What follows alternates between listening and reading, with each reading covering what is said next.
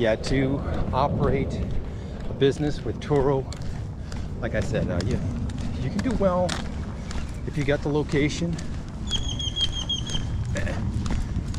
but you'll still possibly need a side job, even with 30, 40 cars, okay? Because there are times where you're not going to be able to cover the nut.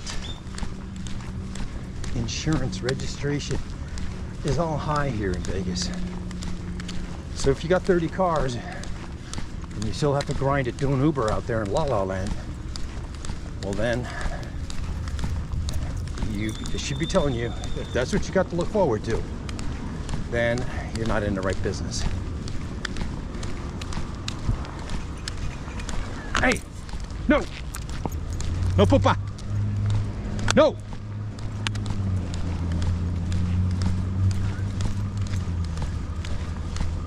But anyways, yeah.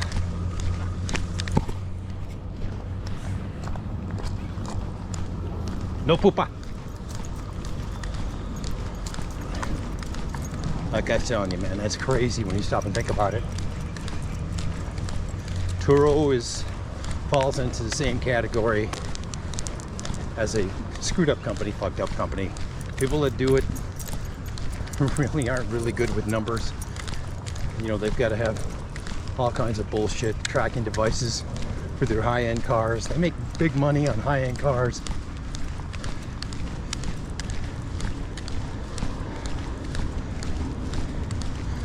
You get people trying to sell you extra insurance, liability insurance in case something happens, you know, but at the end of the day, you're covered by Turo's insurance. Nobody can countersue you if they get in a serious accident and kill somebody. No one can sue you for anything. It's all a car rental.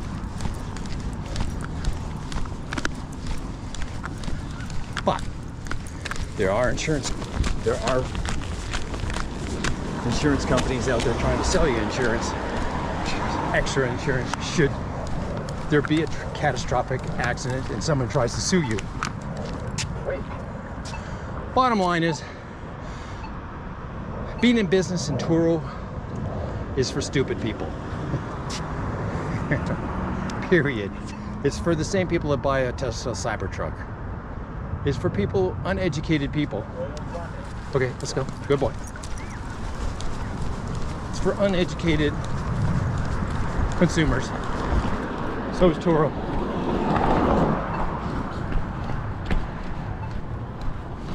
Turo is for uneducated consumers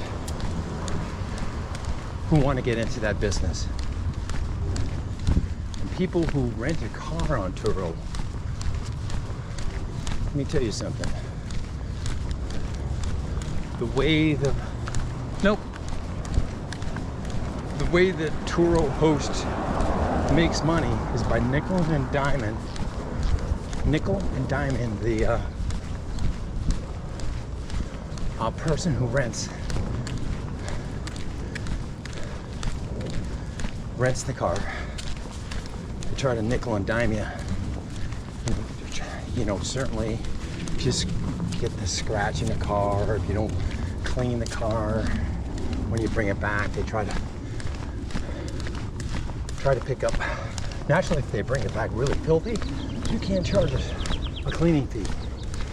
But just your normal average, couple of soda cans on the back seat floor, maybe some dirt on the back seat, front seat carpet, you're not going to get anything for that. But a host will try to nickel and dime you and see if he can get you to pay something. Okay, let's go left. Nope, you changed our mind on the fly.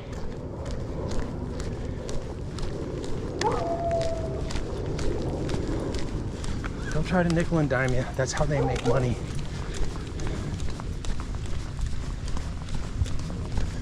And you might deliver cars for cash.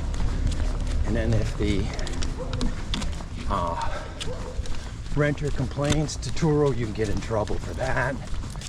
You know, because Turo didn't get a piece of the pie.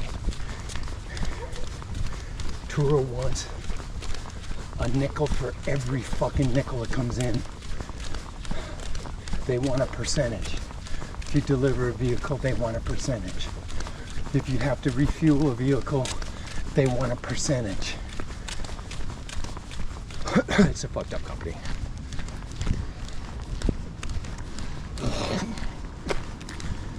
Like I said, this pretty much wraps it up in a nutshell, okay? Turo sucks, Cybertrucks suck. Cybertrucks are falling apart on the road. There's 250,000 Cybertrucks sitting on vacant lots across America. Vacant mall, deteriorating mall parking lots, okay? 250,000 of them out there with dead batteries and getting deader. And if you don't keep that battery charged, it will degrade just for being uncharged.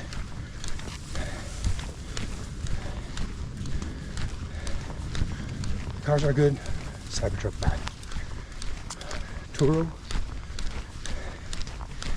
is for uneducated consumers, whether you're a host or a renter. Beware. Oh, I'm just glad I'm out of the business. Son of a bitch. I traded in 3 cars when I bought my Jeep. And essentially, I got what I paid for 2 of the cars. The third car, which was already 5 years old, made me a considerable amount of money. So if I didn't get anything for the third car, I'm happy. But essentially I got what I got put into the first 2 cars. So one of the happiest days of my life, getting out of that business. Yeehaw, motherfucker. Here you go, bathroom. Getting out of the Turo business, Turo car rental business.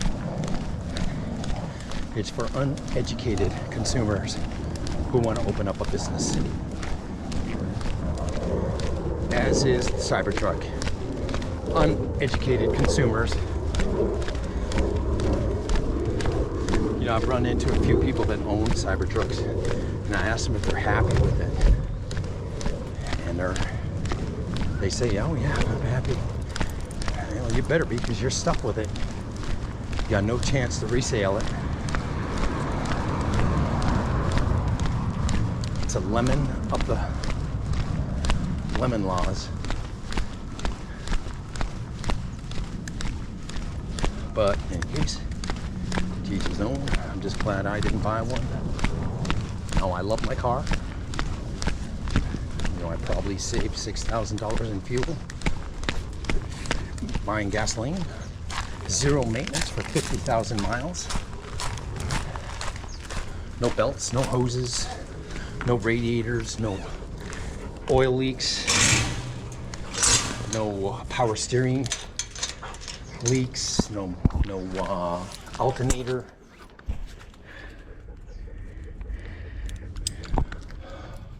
No gas tank leaks. Let me just throw that right here. I had to go to the bathroom, so I'm gonna head upstairs real quick. No maintenance for 50,000 miles, gentlemen. And I saved $6,000. No oil changes, no oil filters, no air filters. No fuel filters, no brakes, ever, for the normal driver. And if you charge that battery real slow, and at home all the time, or 98% of the time, your battery will probably last you 400,000 miles, okay? If you use a supercharger all the time, well then you're fucked. But if you charge at home, right now my car's charging, I believe, at 10 amperes for 16 hours. I don't need it for 16 hours, so I charge it for 16 hours. You follow my math? When you charge the battery real slow like that, it'll probably last 400,000 miles. My steering components, suspension components, will probably have to be replaced at about 100,000 miles, but I probably won't have the car anymore. That'll be somebody else's cup of tea.